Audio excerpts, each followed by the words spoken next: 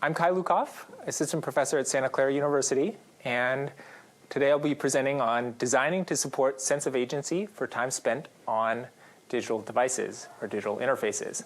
I'll also say that, yeah, I'm very honored, as Michael mentioned, that this work received the SIGHI 2023 Outstanding Dissertation Award, and that's the basis of what I'm going to talk about today. So let's dive in. Computers are everywhere in our modern environment. And of course, this offers great benefits in the form of access to information, communication, and entertainment at our fingertips. However, this constant access to computers also means that temptations for distraction are everywhere. And one useful way to define temptations is as desires that conflict with a person's long-term goals. And people often attempt to resist such temptations, but they often fail. And so, for example, when people attempt to resist temptations such as smoking, drinking, or shopping, they fail around 30% of the time, according to some experience sampling studies. However, the temptation with the highest failure rate of all is media use, where people fail about 75% of the time. And with a computer in our pocket nowadays, this temptation to engage with media use is always with us and hard to resist. So of course, the attention economy and this practice of monetizing people's attention arose over a century ago with newspapers and radio. But the smartphone has really dramatically enhanced the arsenal of attention merchants. And because of the high rate of smartphone ownership and its close proximity to the user at all times, devices on our apps can really capture our attention at any time and at any place.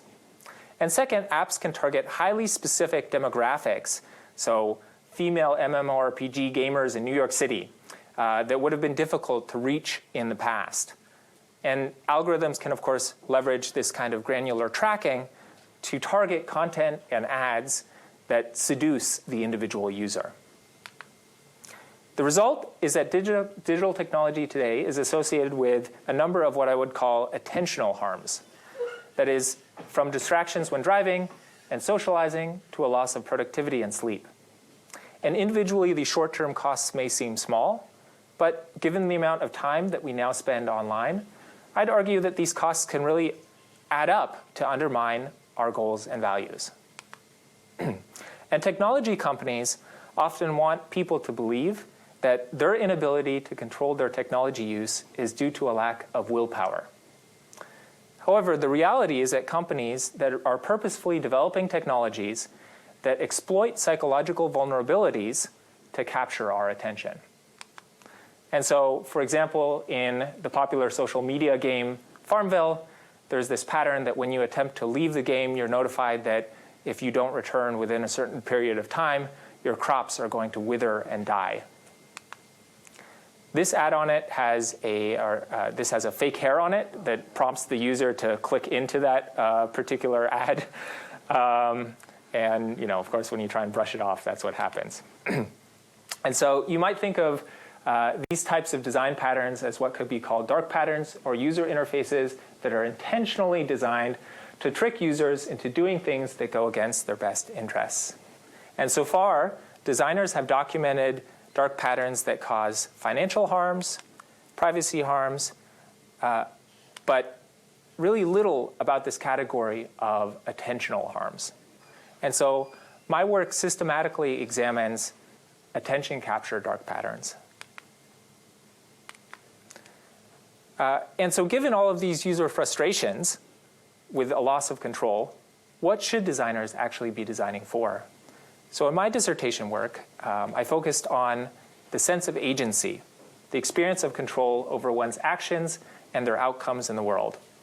And I think of sense of agency as a promising lens for this work because providing sense of agency, of course, is a principal design heuristic in many sort of HCI guidelines. And then second, high sense of agency is really associated with positive technology use outcomes. And third, I'd argue that sense of agency matters in its own right. That is, In self-determination theory, it is kind of one of the core principles of what leads to well-being and fulfillment. And so my investigation of this digital environment that fosters such a loss of control has led me to these three statements. And the first is that existing screen time tools provide insufficient control for users to target the specific experiences with mobile apps that they find problematic. And second, we can identify specific design features within these mobile apps that influence sense of agency. And finally, by redesigning mobile apps to support a greater control or a greater sense of agency in the right context, we can help users align their app use with their goals for use. Okay, so let's talk a little bit about the methods that I employ in my research. As an HCI systems researcher, you are probably familiar with this as an HCI group, but I'll cover it in brief. And I think of my work in HCI systems research as proceeding from developing some understanding of the user or a problem, and I might use data-driven interviews or experience sampling to do so. Then I'd proceed to some phase of design or co-design or prototyping might be methods there, and then on to building, and that could be something like a mobile app or a browser extension, and finally to evaluating, and so there I might use an experiment or a field deployment. And so I've published across all of these different methods at some of the different HCI venues. And of course, though, I'll say that is a very sort of linear view of how this works. And in practice, it often looks something more like this, where you kind of circle around and you find that you've built something that doesn't actually meet those user needs. And so you go back to user understanding and so forth. And so my talk then also is going to, though, don't worry, follow this linear narrative to make things a little bit clearer. And so the first question that we'll take on is, what app use makes people feel a loss of sense of agency? We'll go to, what design features within apps can we change to support sense of agency? And then finally, do alternative versions of these apps support sense of agency in the wild? So let's dive in. So smartphone users often describe their uses of mobile apps as pleasurable, but that they can distract from some of their higher goals. And so, for example, checking on those dying crops in Farmville might be fun, but take away from a lunch with friends or a challenging programming assignment. And so one way to understand this problem is through the lens of Aristotelian virtue ethics. And many smartphone apps appear to be excellent in this context of providing hedonia, or maximizing what feels good right now. But as the Greek philosopher Aristotle pointed out or proposed, eudaimonia, or growing through challenging and experiences that bring meaning, is also a really important component of our well-being. And then the question becomes, in today's era, how can we create digital environments that support meaningful experiences and digital well-being? So this is work that I published with my colleagues CCU, Julie Kientz, and Alexis Hineker at UbiComp, and we asked, what makes smartphone use meaningful or meaningless? And prior research in this area has relied primarily on user interviews in the past, and we realized that we could use the experience sampling method here to send the user a short survey at the exact moment of interest in terms of their smartphone app use, and capture some of their in situ data.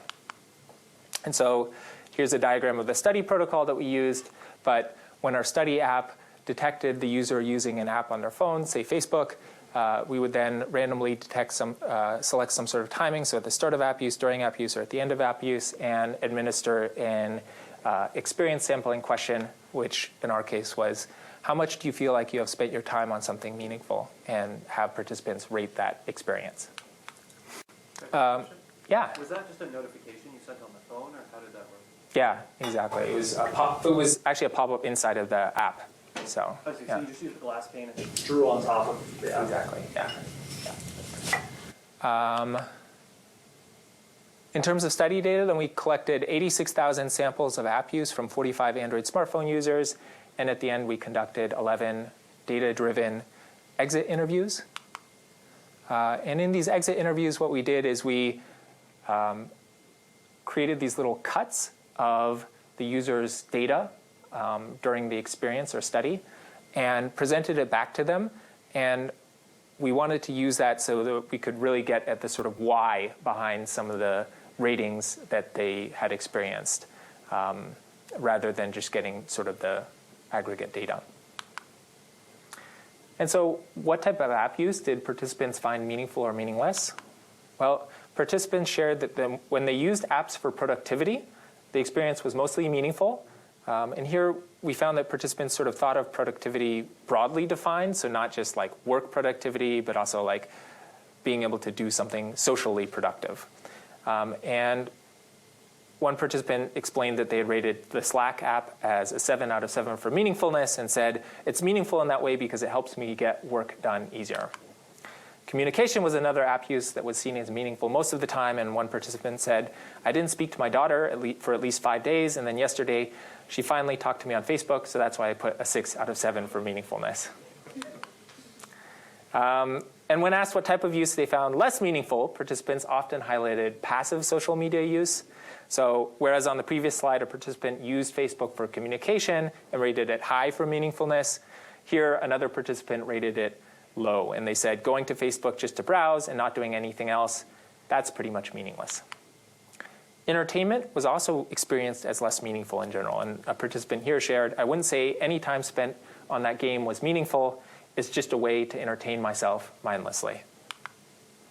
So here's some of that aggregate data. And what we found, if we look at meaningfulness on the y-axis and type of use on the x-axis, we can see that productivity, information, and communication are all above kind of a 4 on our 7-point scale. And then there's some difference between the other two categories of entertainment and social media, which are both below a 3.5. And so that data, yeah.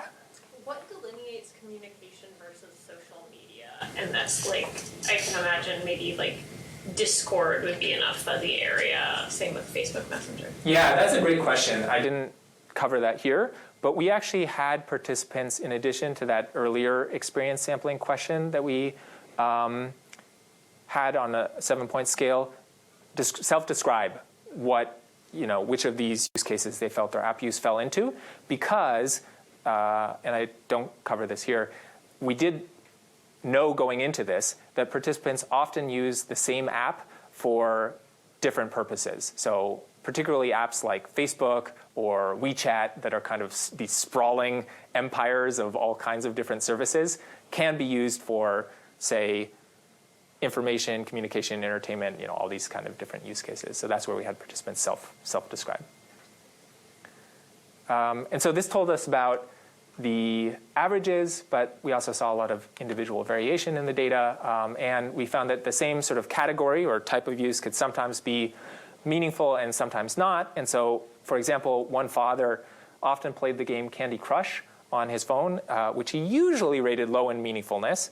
But in this case, he actually rated it as a 7 out of 7 for meaningfulness. And he explained, you can't step outside for a minute each time it gets hectic, because it's always hectic with 3 children, which I can now identify as the father of 2 children, 2 young children. So I use Candy Crush to uplift myself and relax. And so in other words, Candy Crush was sometimes meaningful in this context as a relief from stressful situations.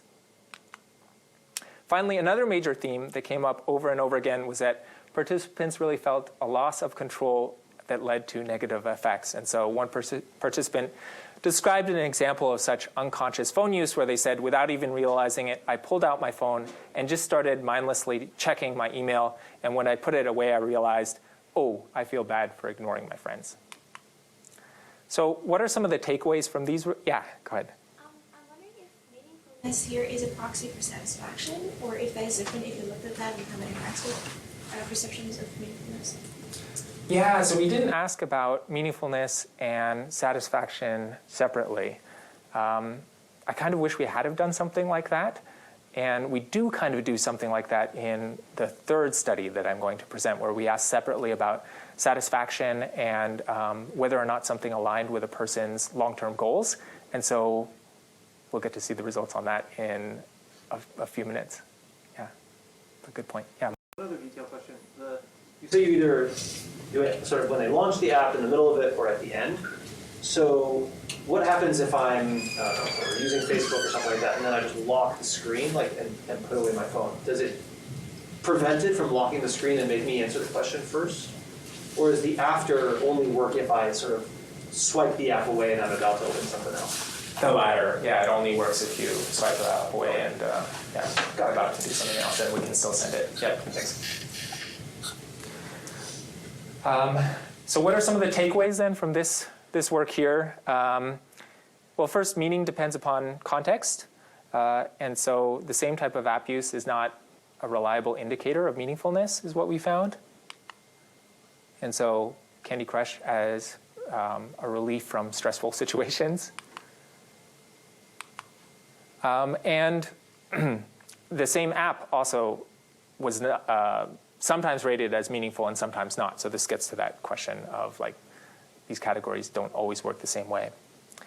And then finally, a loss of control really led to meaningless use as well. And so when we started looking at this issue more, we really realized that this actually is central to sort of this concern around digital well-being. And we found this wasn't just because a lack of control leads to negative effects, but also because there's, I think, this inherent drive to want and need to feel like you have the ability to influence the world around you. And so if lack of control is a problem, then what can designers and computer scientists do about this? Well, so far, I would say concerned practitioners have really responded with what I'd call screen time tools, which are now pre-installed on every single Android and iOS device. So here you can see the Apple screen time and Google's digital well-being. But one implication of my findings on meaningfulness is that these tools are really too crude. They really use these external features that operate the same way across all kinds of apps, such as lockout mechanisms and timers, to block access to apps. The concern, though, is that you're actually going to end up indiscriminately blocking access to meaningful experiences for users. And that might also lead users to abandon the tools in the first place. So what might designers and developers do instead? Well, one alternative approach is to change the design of the internal features inside of apps rather than blocking apps altogether. And so this means identifying features within apps such as recommendations, autoplay, and search to understand which ones support or undermine sense of agency. And so that's the challenge that we addressed in my next research. So now that we've gained an understanding of some of the user needs and identified an alternative approach to current screen time tools, this brings us to this question of what design features within apps can we change to support sense of agency? So this is work that I published with my colleagues Ulrich Lings, Himanshu Zaid, Vera Liao, James Choi, Kai-Yu Fan, Sean Munson, and Alexis Hineker at Kai21. And we decided to focus on YouTube and ask this question of what design features influence sense of agency within the YouTube mobile app. And we selected YouTube as a test case because it was one of those apps that we found to be meaningful at some times and not meaningful at other times in that first study. And it has similar features to, of course, many other social media apps in terms of recommendations, autoplay, and search. And third, it has a public API that we could, down the road, build an alternative client for watching YouTube videos. And so stay tuned about that. In our first study, we really wanted to understand which existing features within the YouTube mobile app influence sense of control. And so to investigate this question, we conducted a survey with 120 participants, all YouTube users from the US. And our primary question here was what are 3 things about the mobile app that lead you to feel more in control over how you spend your time on YouTube? And conversely, what are 3 things about the mobile app that lead you to feel least in control over how you spend your time?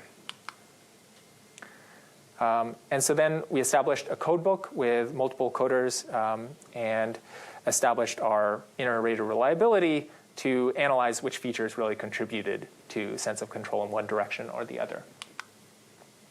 And so here's what we found. We found this diverging bar chart, which is ordered in terms of design features that are rated or mentioned most frequently by participants, so with recommendations being mentioned by almost everyone, down to notifications coming up less frequently.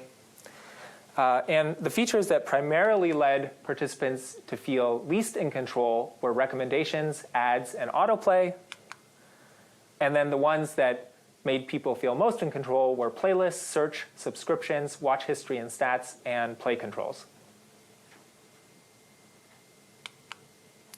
So let's take a look at how recommendations led participants to feel less in control. So one survey participant said, I have a hard time not looking at the suggested videos that the algorithm picks for me. I almost always justify watching just one more video. And on the other hand, let's look at an example of a feature that made survey participants feel a little more in control, and that's playlists. And so one participant wrote, I can create playlists or queue videos in advance to limit what I watch to a specific list instead of endlessly searching around for what I want. And so as compared to searching around, several participants also noted that playlists really have a clear end. And so that served as a stopping cue to serve as a signal for them to finish their session of use on YouTube. So in the second part of this study, we really wanted to understand what changes to the features of YouTube might increase sense of control. And so we conducted 2 co-design activities with YouTube users. The first was a sketching exercise. And we asked participants to sketch a version of the interface of the mobile app that would make them feel most in control and one that would make them feel least in control. And so you can see in the example for less control, it's sort of plastered with lots of different videos. And here they wrote, you need to scroll down to see the search bar at the very bottom of the app.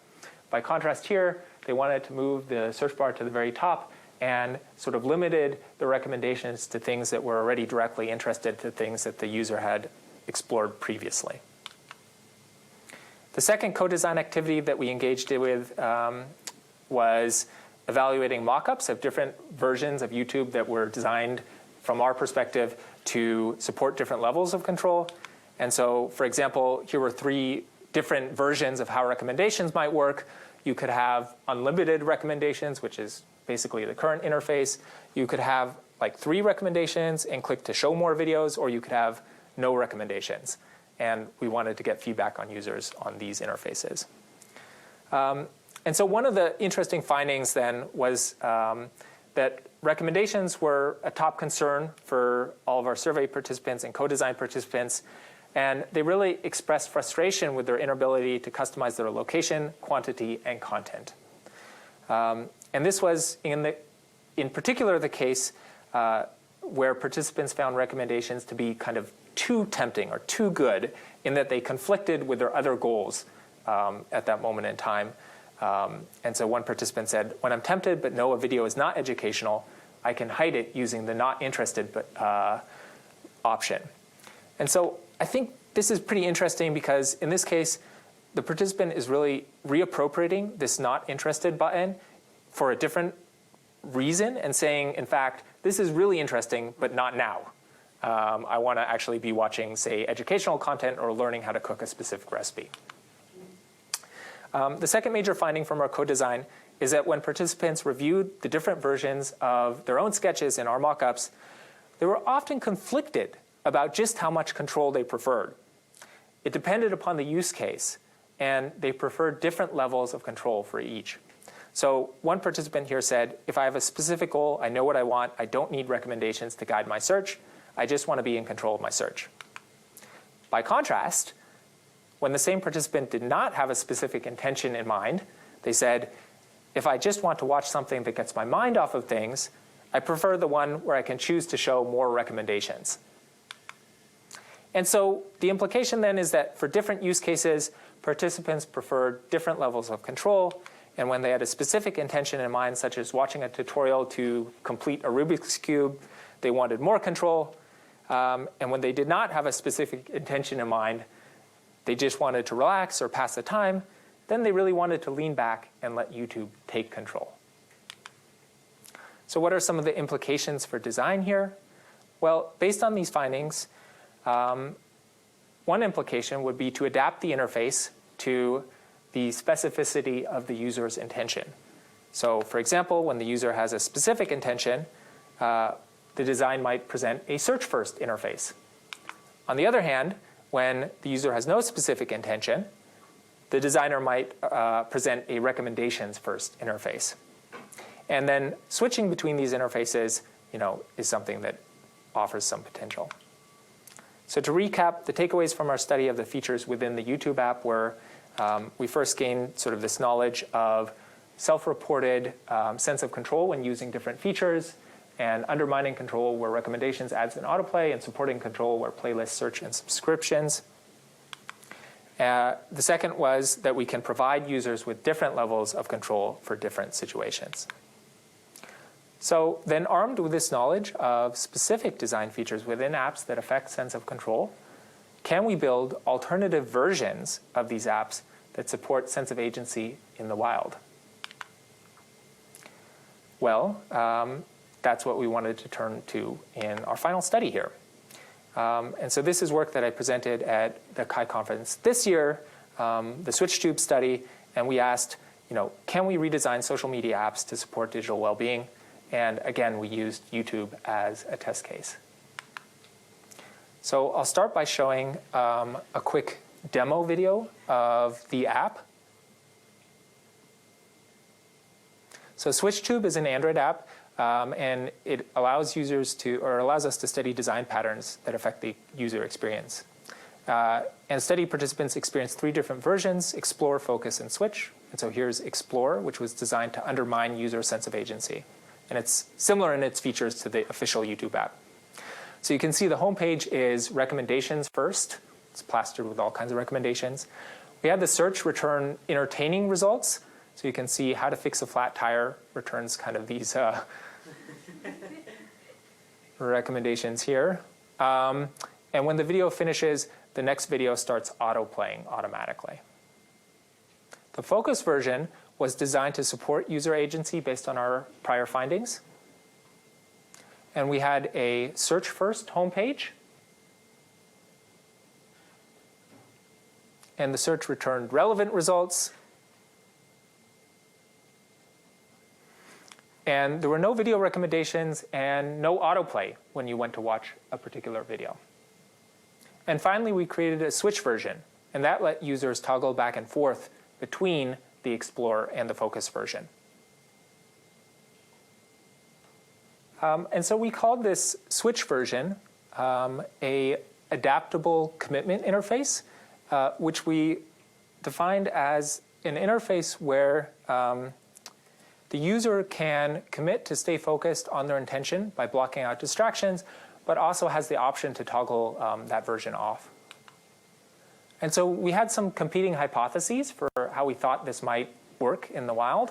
And one was that it could provide sort of the best of both worlds. That is, you could choose the scenarios in which you wanted to use focus mode and the others in which you wanted to explore. But the other was that a lot of the way that screen time tools function is via commitment devices. And it could be that just being able to easily toggle over to an explore mode would pose too much temptation and be too easy to kind of circumvent any sort of controls. And so then our research questions were, when and why do participants toggle between focus and explore mode? And how does this adaptable commitment interface affect user experience metrics? And so that's actually where we get a little bit into this question of sort of sense of agency and satisfaction and goal alignment, which we tried to measure separately from each other in the experience sampling that we did for this study. Our study participants then were 46 US YouTube users. They were generally relatively heavy YouTube users, and so spent 87 minutes per day on the service, which interestingly, though, is not that different from what YouTube at least reports is their median for a signed-in user of 60 minutes per day. And our study protocol was such that we had the participants install the SwitchTube app on their phone, and then they would be randomized into one of our two different versions, Explore, Focus, and finally we always had Switch come at the end because we wanted people to experience that after they'd experienced the two versions and knew sort of what they were toggling in between. And then we conducted data-driven exit interviews. So here again, we used that method of experience sampling, reusing sort of the same infrastructure that we'd built, and we asked questions such as, for this use of SwitchTube, how much did you feel in or out of control, to measure sense of agency, for instance. OK, so what did we find? Well, surprisingly for us, participants did not spend more time in Explorer. There wasn't sort of a very there was no significant difference in terms of time spent in the app. What we did find, though, was that participants spent more time with each video that they watched in the focus condition than videos in the Explorer condition, where they were likely to watch sort of more different videos for a shorter duration. Unsurprisingly, homepage recommendations and related videos below the current video were a popular source of videos when participants were in Explore. By comparison, watching videos from search results was popular in Focus. And in Switch, there was some balance between the two, suggesting that participants used features from both of these versions. And so in the Switch version, when and why did participants actually toggle between Focus and Explore mode? Well, we analyzed data from logs and interviews and identified 4 distinct use cases that characterize switching behavior. And I'm going to present 2 of those use cases with you today. So first, participants switched to address situational needs. And so one participant said, if I'm searching for something like flat tire, I'd go with Focus because that seems to be more educational. Explore is definitely more entertainment. And so, in other words, participants did sometimes use SwitchTube for the use case that we had originally designed for. Second, an unanticipated use case that was interesting to us was that participants frequently toggled between Focus and Explore within the same session of use. And so one participant here said, I used Focus to search for a particular video when I was done watching, and I would turn on Explore sometimes when I felt like looking for recommended results underneath. And so the way that we sort of saw this playing out in the data were that participants would sort of start in Focus mode and make their search, for example, for a cake decorating to avoid distractions for their original intention. And then they would toggle over, once they had a cake decorating video, to the Explore mode, see more recommendations for cake decorating, and watch more cake decorating videos. And so then our second research question here was, how does an adaptable commitment interface affect user experience metrics? And so we looked at sense of agency, how much participants felt in control of the use of the app. And our hypotheses, based on our previous survey and co-design with YouTube users, were that Switch would provide the best of both worlds, followed by Focus and then Explore.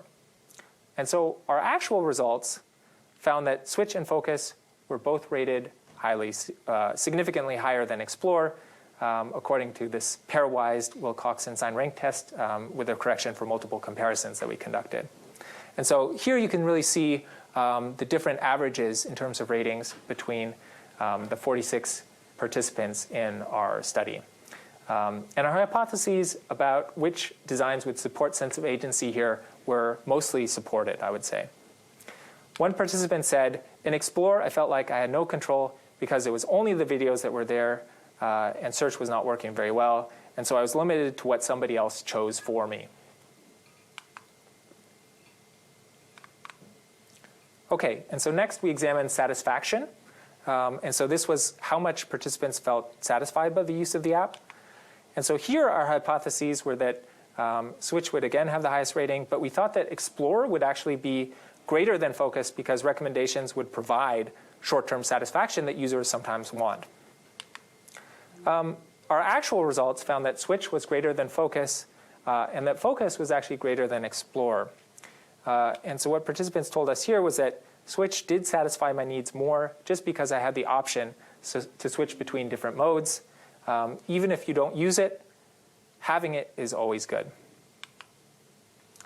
Finally, we examined goal alignment. And so we asked participants like how much that use case or that session of use aligned with their goals for use. And our hypotheses here were that it would be switch followed by focus followed by explore.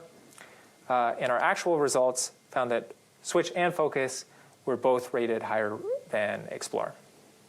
And here a participant said, I liked how in focus it was just the video and nothing else. There were no comments to read, no suggested videos on the bottom to scroll through, so I feel like I was very focused on that one video that I was watching. So, yeah. Sorry, just a detailed question. Yeah. A descriptive statistic. How often was your, say, median participant toggling between explore and focus mode? You gave some examples where they would do it a lot within a session. I'm just curious in practice how much these folks did. Yeah. It was a median of 9 times per week for participants, so a little more than once a day, yeah.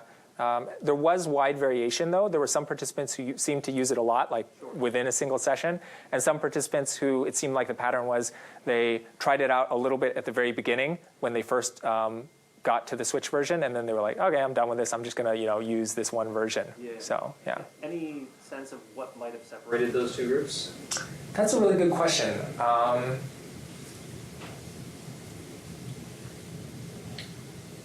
Don't know. I'd have to reflect on it a little bit more. Thank you. Thanks. Yeah. Can you name the test that you used here to analyze the data again? Yeah, it was a Wilcox and sign rank test with a correction for multiple comparisons. And we have that in the paper as well. Yeah, thank you.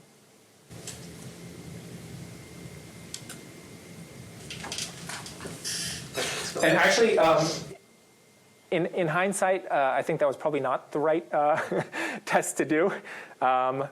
We could have done, I think it's, Stephen Schuler was pointing this out to me when I presented this work at Chi, but there's, because we did have not just a hypothesis in terms of comparison between groups, we actually had like a comparison or a hypothesis in terms of the comparison of like how we thought the 3 different levels would play out. I think, forget what test it was, but there was another one that would actually be a better fit for this scenario if I had to do it again.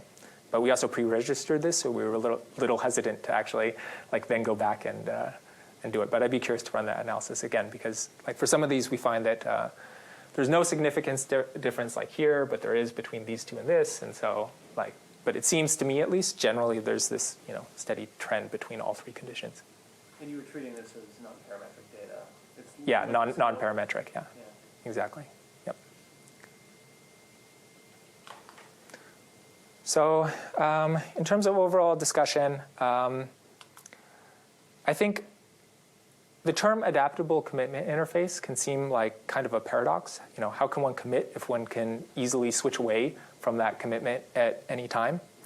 And yet, with our Switch version, we really found that participants reported a higher sense of agency, satisfaction, and goal alignment, even though that explore mode was only a toggle away. And so what we think is that Switch really worked as an adaptable commitment interface because it avoided triggers for distraction in the first place. And this aligns with an emerging consensus in the psychological research that people who are effective self-regulators do so by avoiding temptations altogether rather than by resisting via willpower, staring down that cookie in the moment. And so I think one clear design implication is that users would often benefit from what you could call a focus mode, even within an app such as YouTube that's commonly regarded as a service for entertainment, but in reality does serve different use cases. And it also advances sense of agency as a new lens for understanding and designing for digital well-being, in contrast to this screen time paradigm that I think has been dominant thus far. Because ultimately, I think what we're designing for shouldn't be just to limit overall time spent on the screen, but rather to empower users to use technology as they would like in the right time and the right context. And so with that, I'd like to thank my many, many collaborators across computer science, engineering, design, information psychologists, and psychology who've made this work possible. And how are we doing on time here? I can either. Okay. I'd love to introduce actually one other sort of new direction of research briefly that I've taken on at Santa Clara University, because that's also an area where I'd love to find some potential collaborators. So yeah, a year ago, I joined Santa Clara University as an assistant professor in computer science and engineering. That's allowed me to take on also some new directions in my research. I'll also note that we're your neighbors here, and we're recruiting for PhD and postdocs in my lab, as well as hiring 5 assistant professors in computer science and engineering. So if you're a graduating student, that might be of interest to you too. And so the new project that I wanted to highlight then was co-designing the Tamian Aloni augmented reality tour. And so what we're doing here is that Santa Clara University has the Mission Santa Clara, and it's really an active site of the Catholic faith. There are symbols of Catholicism all over our campus. And the story of our campus is really told from a Catholic point of view. However, the story of people on our campus really starts thousands of years ago, before Spanish colonizers and American settlers ever arrived on the land. And it starts with the Aloni people who've been there. And, of course, the Aloni people are still there today. And so we have our first Aloni student, actually, at Santa Clara University this year, who's been helping us on this project, which is very exciting. And so we wanted to ask sort of how can we tell this Aloni story on our campus? And so we brought together an interdisciplinary team with faculty from CS, anthropology, English, and the arts to do some of this work in conjunction with the Muwekma Aloni tribe. And so I wanted to show a short clip of the experience that we actually just launched on Monday as part of Indigenous Peoples Day. I might need to turn on the audio here quickly. So let me see if I can get that to work. Okay, should be enabled now. So let's give it a shot.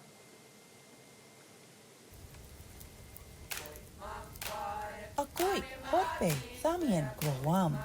Welcome to the center of Thamian Village. For thousands of years, our ancestors called Thamian home. Once an oak woodland with year-round water sources, this village likely had 300 to 500 native inhabitants.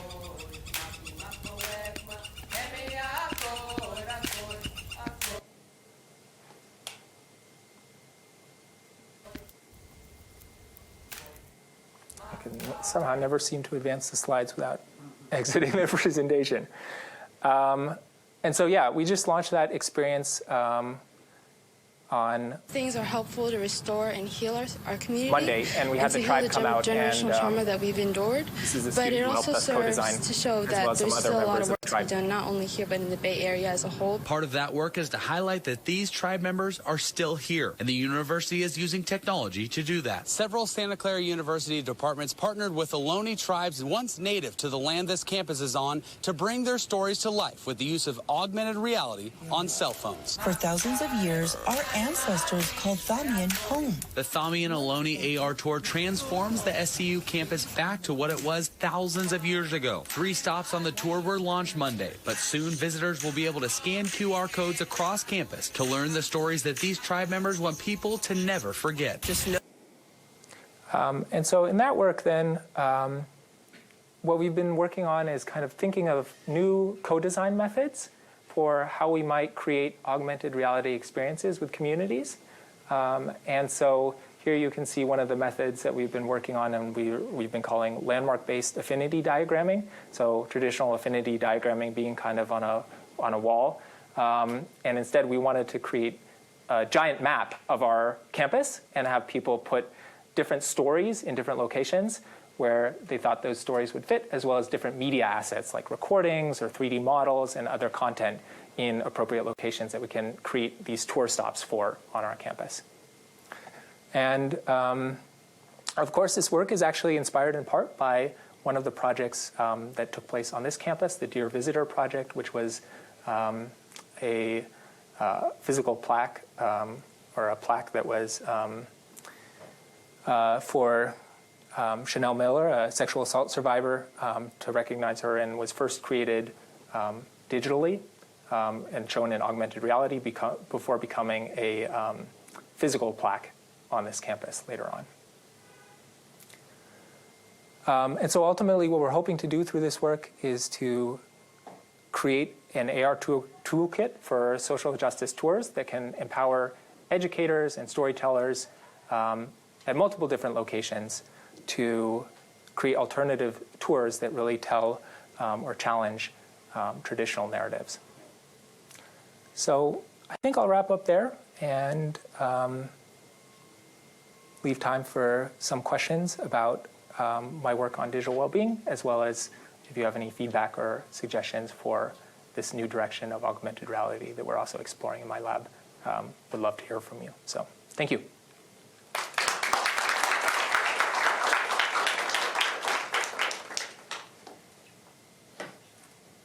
All right, we have some time for questions, comments, feedback. Yeah. I think you might have mentioned this, but I maybe didn't catch it. So for the users that actually toggle and switch between the explore versus the focus mode, how much time do they spend in each? So I'm just trying to think, if they had an illusion of agency, or by just having the switch there, or if they actually were in control of how much time they wanted to spend in either view. Yeah, so we know how often they switched, and we know how much time they spent in each of the conditions. Unfortunately, because of the way we set up the logs, we, in the end, weren't able to actually easily find out how much time they spent, like, split between the two conditions when they were in the switch version. But I think you raise an important concern, like whether this is actual agency or maybe the illusion of agency, because you can sort of give people controls, of course, where they press the elevator button and they think they're doing something, but it doesn't actually do anything. Like, it doesn't affect how soon the elevator doors close. And so I suppose that's where we were trying to get at this question by asking, how well it aligned with their long-term goals for use, and you'd want to sort of, triangulate that with the more granular data of how they're using the app on a day-to-day basis, because at least according to the definition of sense of agency that we're working on, it should be that the person has some control over the outcomes in their life. And so if they're consistently rating it as, okay, now the app is supporting my sort of longer-term goals for use, that seems like a good measure in my mind of how you might get at that question. If you were to make like an edited, like final version of the tool after having run this evaluation, like the best version, would you like choose one of those three? Would you make tweaks on one of them? Like, is there kind of a like best recommendation you have for how this tool should be helping people towards their vision, I guess? Yeah, I'm hoping to soon present to the digital well-being team at Google, actually. And I think from sort of these user experience metrics, at least, I would recommend having a switch mode or some sort of a focus mode that users could enable even for this service like YouTube. And I know personally I would find that pretty useful at times when I just want to go on YouTube and perform one task rather than getting sucked into content that I would say isn't necessarily even like vile or clickbait, right? There's that too sometimes. But it's just not sort of, it's optimized for this local goal of like, what is the most interesting thing that I could possibly show Kai, as opposed to this larger question that I probably have, which is like, is the right thing for me to do, or the thing I want to be doing now, watching another YouTube video? And more often than not, the answer is no. Could you go more into detail on how you use the YouTube API to create SwitchTube? Yeah, I'll say it was a battle because we had used it previously, Dr. Hineker, my co-advisor, on several studies. And at that time, you could have, I think, like a quota of 10 million API units or calls. And that was basically enough to do anything you wanted. And then somehow, after we embarked on this project, we realized that quota had been reduced to about 10,000. And I think a single search cost like 100 units of our quota. And so we were severely restricted in just using that. And we had to cobble it together with this other like API that they provide, Google Custom Search, which we used for the searches separately. So we had to integrate two different APIs, which was a pain. Despite actually also like having lots of contacts at Google and like reaching out to them, but they couldn't change the policy and issue us more credits, or we couldn't even pay for it. It was pretty frustrating. And definitely I would say like one case where a point that we make in the paper is that services like this, I think, should really prioritize or be required to prioritize, I think, some access to researchers to look into kind of the effects that their services are having on the public. And provide that kind of minimal level of support. A quick follow-up. So are these available for free, or is it only like a paid research type thing that you can use, the two APIs? You have a very limited quota for free. And they did last year, after like 2 years of contacting them, and then after we launched or completed our study, they do now have a YouTube for researchers portal, which I think you can get access to this at a greater level if you're a researcher. I haven't used it since. Well, thank you for the talk. So just a quick question. I think with the switch mode versus the, I think, for that particular like study, comparing the focus mode with the explore mode, I think the explore mode has worse search capabilities, and also there's recommendations. So there's two factors that are being like primarily changed, would you say? Or I mean, I would say there's even more than that. There's like autoplay, there's no related recommendations. So it really is kind of a bundle of features, if you will, that we thought would influence sense of control based on the survey that we did previously. We didn't test individual features against each other. You could do that. You'd have to have a much larger sample size and such. Yeah. So which one of these factors would you think like played the most effect in kind of thus driving the change? Or do you think it's an interaction effect amongst all the variables? Let's say. Yeah. I'm curious.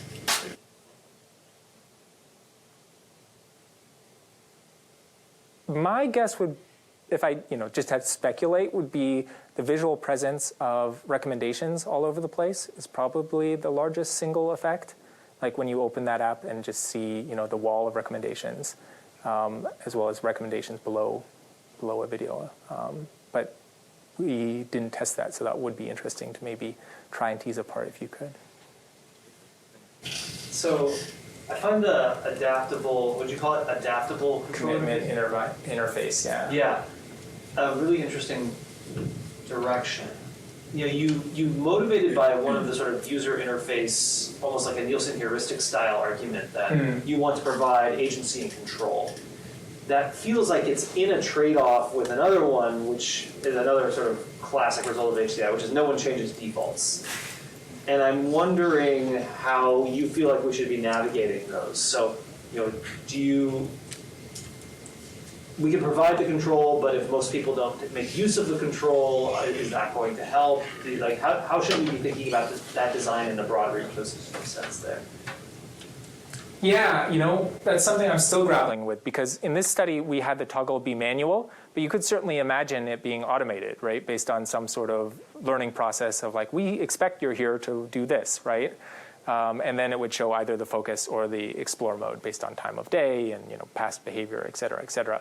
But you might be then sacrificing, of course, some of that sense of control over the experience.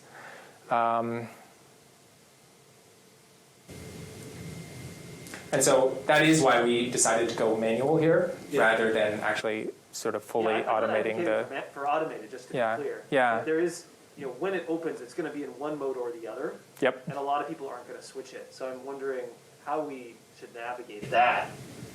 I don't know. Do you think that? Right. Do you think, for example, that the app should always open up in the sort of focus mode, or how do we? I honestly don't know. So I'm just curious. Like, what do you feel would be pragmatically what we ought to do here? Yeah, one of the sort of intermediate grounds that I think could be explored, because we found that it wasn't the case that users always wanted to explore or always wanted to focus, was that search often functions as a signal of intent. And there are certain searches that I think are like better aligned with the explore mode, and others that are better aligned with the focus mode. Right. And so then based on that, we might say, okay, well, based on your search, it looks like we're going to put you into explore mode, and based on your other search here about the cooking this recipe, probably you don't want unlimited recommendations forever here. Okay, thank you. So I think that would be an interesting way to sort of get that user intent from the user with some agency on the part of the user as well, not entirely just inferring it from past behaviors. I think we're about at time, so let's thank our speaker.